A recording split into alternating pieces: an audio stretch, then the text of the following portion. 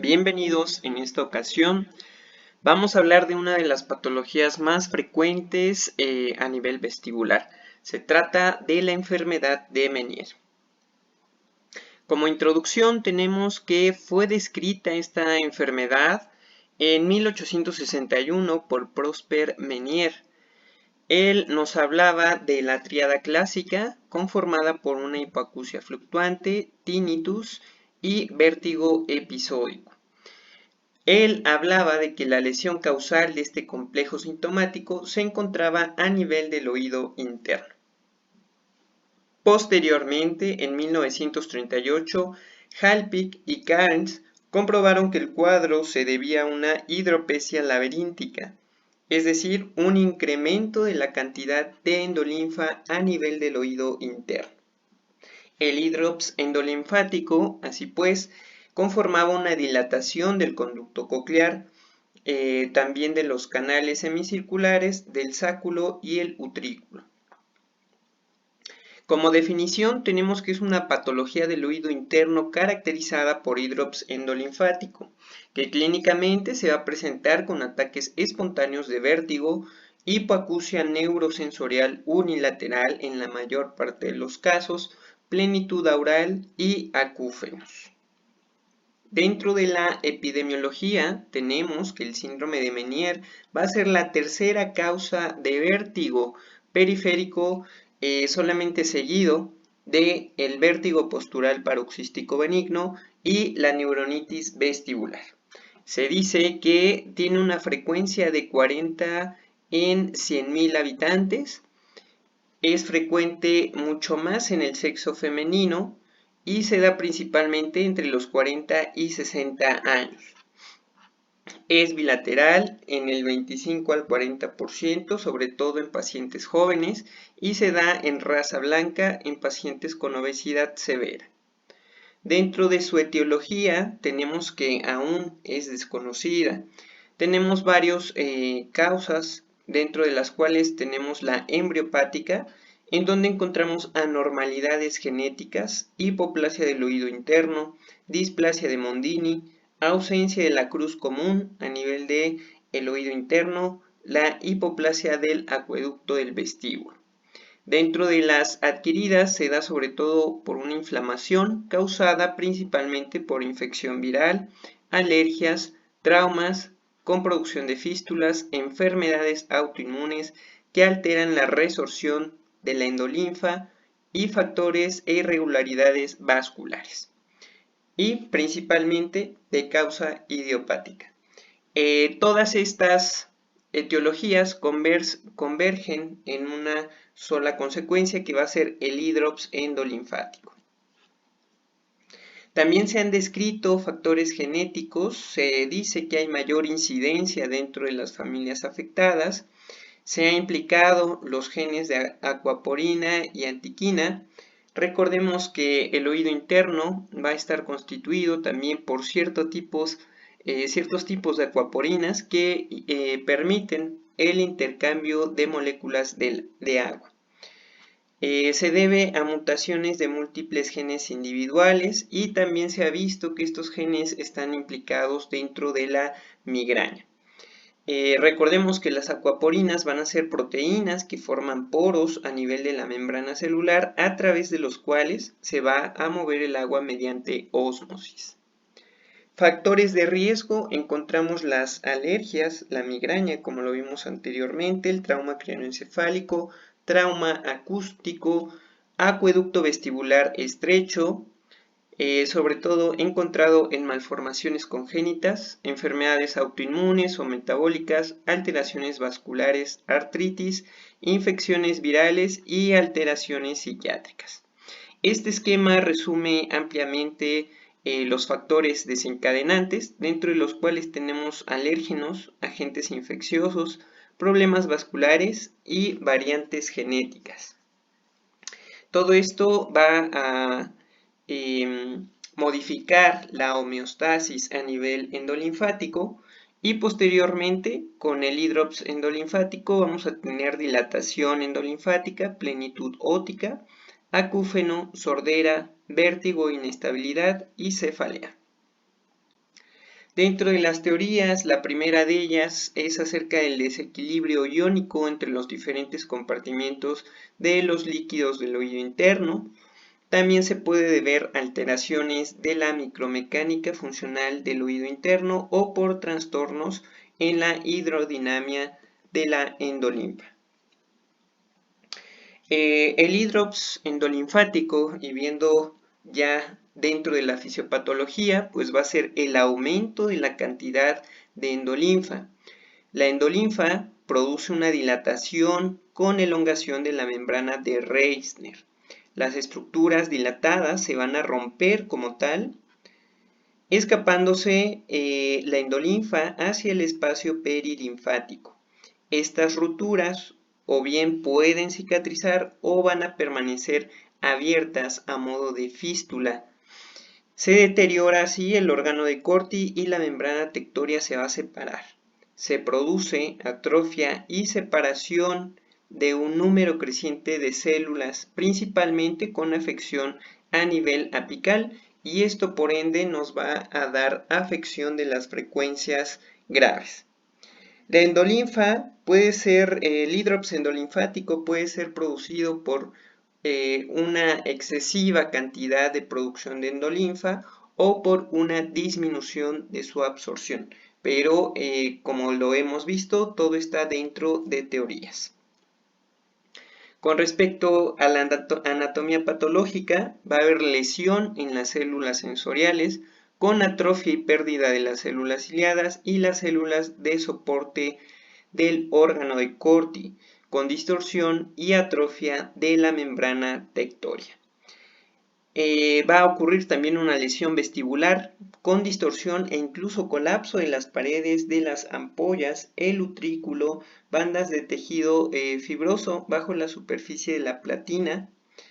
Y a nivel de saco endolinfático y acueducto vestibular, vamos a tener una disminución de tejido conjuntivo alrededor del saco endolinfático. Lesión neuronal, se produce una disminución del número de terminaciones y sinapsis aferentes en la base de las células ciliadas internas y las células ciliadas externas, con un número normal de neuronas a nivel del ganglio espinal. Con respecto al cuadro clínico, como ya lo habíamos visto, va a estar constituido por un vértigo espontáneo recurrente, de igual forma hipoacusia neurosensorial unilateral, plenitud aural y acúfeno. Con respecto al vértigo, se produce o debutan sobre todo los pacientes de forma brusca con vértigo en el 75% de ellos. Este vértigo va a tener una duración de 20 minutos a 12 horas y va a ser precedido de un aura que avisa al paciente. Este va a estar conformado por una plenitud aural. Se acompaña de síntomas neurovegetativos. Y en los primeros años de la enfermedad, los episodios se incrementan en frecuencia o intensidad y posteriormente van a disminuir. Este vértigo puede estar desencadenado por sonidos intensos, el fenómeno de Tulio y cambios de presión en hidrops avanzado. Con respecto a este vértigo espontáneo, es importante señalar que va a pasar por diferentes etapas. Al aumento de la endolinfa en el vestíbulo se va a producir un vértigo con nistagmus que va a producir desviación de las crestas. El drenaje de exceso de endolinfa cambia la dirección del nistagmus, produciendo crisis de vértigo más frecuentes en los primeros años sobre todo. Con la progresión de la enfermedad se van a destruir y desaparecer epitelios sensoriales y por ello los episodios vertiginosos van disminuyendo por la misma destrucción celular.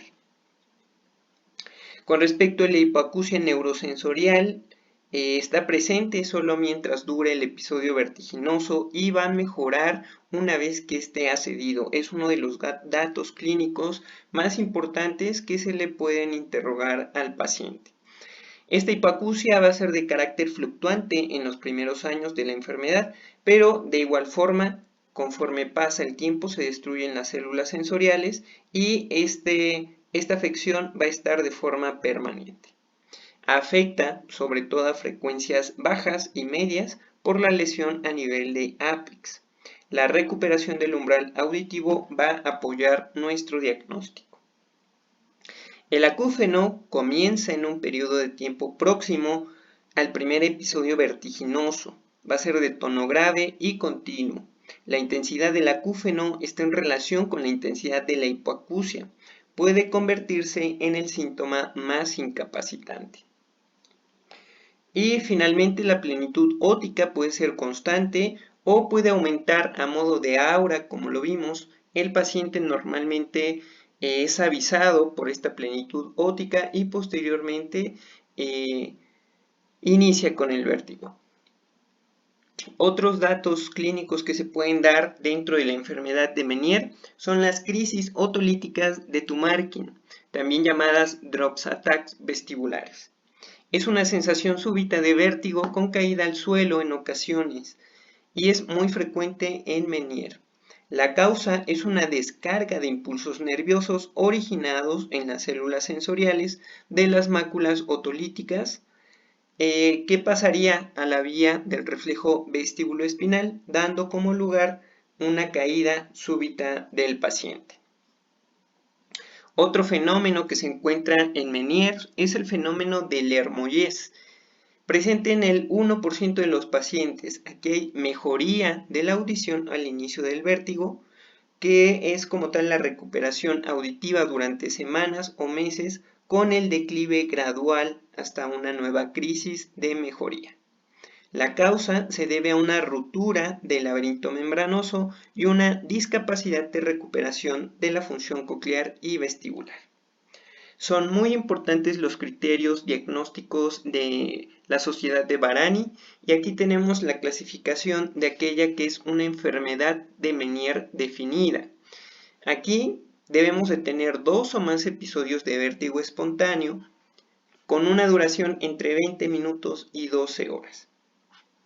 Una hipoacusia neurosensorial de frecuencias bajas y medias, documentada con audiometría, definiendo el oído afectado en al menos una ocasión antes, durante o después de los episodios de vértigo. Síntomas auditivos fluctuantes como hipoacusia, acúfeno o plenitud aural en el oído afectado y que no exista otro diagnóstico vestibular que explique mejor los síntomas. La enfermedad de Meniere probable son solamente 3 criterios: 2 o más episodios de vértigo o mareo con una duración de 20 minutos y 24 horas cada uno. Síntomas auditivos fluctuantes como hipoacusia, acúfeno o plenitud óptica en el oído afectado y que no exista otro diagnóstico vestibular que explique mejor los síntomas. Para el diagnóstico utilizamos la acumetría. En ella vamos a ver un Weber lateralizado hacia el oído sano con un Rine positivo en el oído enfermo. En la audiometría vamos a tener claramente en esta imagen tenemos una hipoacusia neurosensorial unilateral con pérdida de audición, sobre todo en frecuencias graves. Afecta fundamentalmente a las frecuencias de 250, 500 y 1000 Hz. Rara vez hay pérdida en frecuencias agudas. Esto se da sobre todo en la evolución de la enfermedad. Y lo más característico es que vamos a tener una restitución posterior a las crisis de esta pérdida auditiva. Algunas bibliografías marcan diferentes estadios. El estadio 1 es cuando hay una pérdida menor a 25 decibeles, estadio 2 de 26 a 40 decibeles, estadio 3 de 41 a 70 decibeles y el estadio 4 con más de 70 decibeles como pérdida. Anteriormente era muy utilizada la prueba de glicerol, que se empezó a implementar en el año de 1960. Aquí se administraba 1.2 mililitros de glicerol por kilo de peso Y si el vértigo era producido por el hidrops al momento de aplicar el glicerol, los umbrales auditivos mejoraban al menos 10 decibeles en 3 frecuencias consecutivas. Esto se debía a que gracias al glicerol existía una hiperosmolaridad capilar perilaberíntica con salida de perilinfa y endolinfa hacia el espacio vascular y con una baja de la presión endolinfática. Actualmente no se utiliza ya que puede ocasionar procesos diarreicos y la posterior deshidratación del paciente. También se puede utilizar electrococleografía. Esto va a registrar los eventos eléctricos que ocurren en la cóclea. Estudia la relación entre los potenciales de sumación y los potenciales de acción del quinto nervio craneal. Si existe una relación de los potenciales de sumación con los potenciales de acción mayor al 35 al 40%, es indicativa de presunta enfermedad de Meniere. Una prueba negativa no nos va a invalidar el diagnóstico. Principalmente se utilizan los criterios diagnósticos para definir la enfermedad. Esta electrococleografía es útil en casos difíciles. Si se realiza en las primeras 48 horas del ataque, vamos a tener una sensibilidad del 80% con una especificidad del 90%. También se pueden utilizar los potenciales evocados auditivos de tronco cerebral y en esto sobre todo se utilizan para descartar patología retrococlear. Con respecto a la exploración vestibular, tenemos las pruebas vestibulares que van a salir alteradas, van a ser la prueba de Romberg, Utenberg, Fukuda y Babinski-Weil. También se puede utilizar BNG, videonistagmografía, en donde vamos a encontrar que en la fase aguda vamos a tener un nistagmus que va a batir hacia el lado afectado. Y en el periodo intercrisis va a existir un nistagmus que va a batir hacia el lado sano. En el Head Shaking Test puede predecir nuevos episodios de vértigo en las siguientes 2 semanas debido a su hallazgo positivo. Dentro de las pruebas calóricas vamos a encontrar una disminución de la excitabilidad en el lado afectado en el 50% en enfermedad avanzada. Es muy importante señalar que la exploración clínica puede ser normal hasta en el 45% de los pacientes. El BHIT, Head Impulse Test, va a detectar crisis vertiginosas agudas en la enfermedad de Meniere y permite observar sacadas correctivas, evidentes u ocultas. Los potenciales evocados miogénicos vestibulares se utilizan en estadios tempranos de la enfermedad de Meniere, se incrementa como tal y se atenúa o desaparece en estadios terminales. La resonancia magnética permite la visualización del ángulo pontocerebeloso y también ayuda para descarte de lesión retrococlear. La cistenografía por resonancia magnética va a permitir evaluar la endolinfa y la perilinfa. Se utiliza aplicación de gadolinio intratimpánico y va a permitir distinguir el borde entre el espacio endolinfático y la perilinfa. Esto va a evidenciar el hidrops endolinfático. Vamos a hacer diagnóstico diferencial con enfermedad autoinmune del oído interno, el síndrome de Cogan, de Susak, la enfermedad cerebral vascular, síndrome de tercera ventana, migraña vestibular y paroxismia vestibular. El tratamiento lo vamos a dividir en varios pasos. Para el ataque agudo del vértigo se suelen utilizar anticolinérgicos como la escopolamina, antihistamínicos como difenhidramina o dimenhidrinato, antidopaminérgicos como sulpirida, sedantes vestibulares como el difenidol, benzodiazepinas, que son moduladores de GABA, principalmente glicina y diazepam. Monoaminas como efidrina o anfetamina y antieméticos como metoclopramida u ondansetron. Los objetivos de este tratamiento van a ser reducir la frecuencia y la gravedad de las crisis del vértigo y también conservar un poco la función auditiva. Dentro del tratamiento, el primer paso van a ser las medidas generales, es decir, modificación de los estilos de vida, restricción de sal de menos de 1 gramo al día, evitar alimentos procesados, higiene del sueño, disminución del estrés, evitar estimulantes como cafeína, nicotina y alcohol, terapia cognitivo-conductual, que es la psicoterapia, y obviamente rehabilitación vestibular.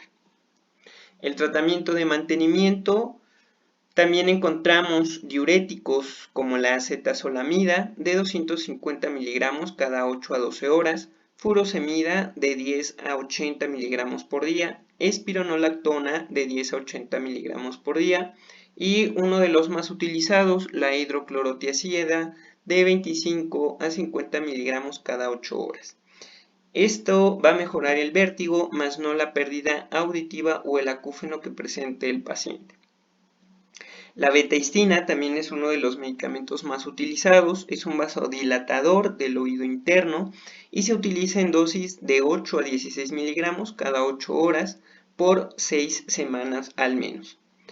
Se debe de suspender si no hay respuesta a los síntomas vestibulares. Otros medicamentos que también se suelen utilizar son la flunarizina, cinaricina, nimodipino, piracetam y esteroides orales como el esquema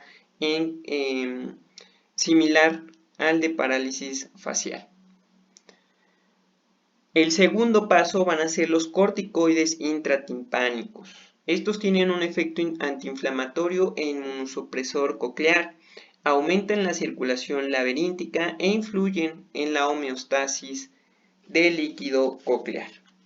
Del mayor uso es la dexametasona, que se va a administrar en dosis de 4 miligramos por mililitro durante 5 días consecutivos o una inyección por semana durante 4 semanas. Otro medicamento utilizado ampliamente es la metilprednisolona. Se utilizan 2 inyecciones de 62.5 miligramos por mililitro administradas con 2 semanas de diferencia. Esto hasta la fecha no tiene evidencia suficiente para recomendar su uso. Dentro del tratamiento de mantenimiento tenemos el tercer paso. Aquí ya van a ser tratamientos quirúrgicos conservadores. Dentro de ellos tenemos la cirugía del saco endolinfático. Esta va a ser una técnica quirúrgica no ablativa que facilita el flujo de salida de endolinfa gracias a un drenaje a través de un shunt, como podemos ver en la imagen, entre el saco endolinfático y las cavidades mastoideas. Va a ser la primera opción tras el fracaso del tratamiento médico conservador y está indicada si la función auditiva es útil en pacientes jóvenes. Dentro de las variaciones tenemos la derivación subaracnoidea endolinfática, la descompresión del saco, la extirpación de saco o el uso de stents y válvulas unidireccionales mastoideas endolinfáticas. El cuarto paso va a ser tratamiento médico destructivo, dentro del cual tenemos la aplicación intratimpánica de gentamicina, también llamada laberintectomía quirúrgica. Aquí tenemos que este tratamiento va a ser no quirúrgico y es el más eficaz para erradicar el vértigo en la enfermedad de Meniere. Cuando la función auditiva está deteriorada pero con buena función vestibular contralateral es cuando podemos utilizar este tipo de tratamiento. Hay alto riesgo de pérdida auditiva y la dosis que se va a administrar de gentamicina es de 40 miligramos por mililitro cada semana, de 3 a 4 dosis o hasta la desaparición de los episodios vertiginosos. Es muy importante señalar que lo ideal es que se revise la hipersensibilidad de los aminoglucósidos mediante un panel genético para encontrar mutaciones mitocondriales a 1555G que predisponen a la pérdida auditiva con el uso de aminoglucósidos u otros ototóxicos. Dentro de la técnica quirúrgica ablativa tenemos la labirintectomía quirúrgica. Aquí vamos a tener una destrucción total de la función auditiva restante. Se realiza cada vez menos debido a que es muy invasiva. Otro tratamiento va a ser la neurectomía vestibular en crisis de vértigo intratables que no mejoran al tratamiento médico. Aquí se accede al octavo nervio en la región del conducto auditivo interno y se diseca y selecciona la rama vestibular. Aquí tenemos el resumen de los diferentes tratamientos. Lo vamos a dividir en aquellas técnicas quirúrgicas o técnicas no ablativas, dentro de los cuales tenemos el drenaje de saco endolinfático, oclusión del canal semicircular y la labirintectomía química, donde encontramos el uso de gentamicina intratimpánica. Dentro de las ablativas, aquí tenemos aquellas que destruyen la audición, como la labirintectomía o la neurectomía vestibular translaberíntica, y aquellas que la preservan. Son variantes de neurectomías, como la neurectomía singular o la neurectomía vestibular retrosigmoidea retrolaberíntica. Para finalizar, muchos de los pacientes, o alrededor del 10% de los pacientes que comenzaron con un hidrops unilateral, van a desarrollar un hidrops bilateral. En ellos es importante el tratamiento conservador y se debe evitar la desaferentación bilateral o los tratamientos ablativos para la conservación de la función auditiva. Es recomendable el uso de esteroides intratimpánicos.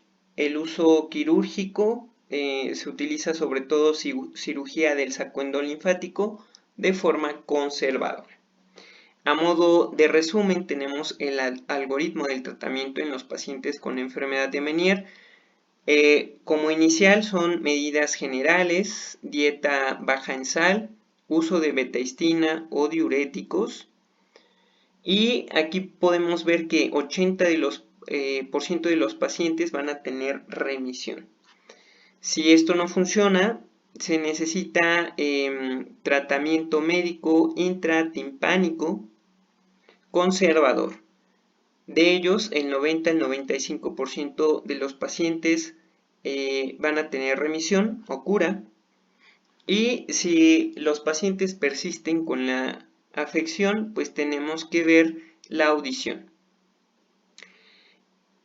Si nosotros necesitamos conservar la audición, va a tener un tratamiento conservador quirúrgico, dentro de los cuales teníamos la labirintectomía o la neurectomía. Si no se requiere tener como tal la conservación de la audición, se utiliza destrucción local intratimpánica con uso de gentamicina o la destrucción mediante cirugía.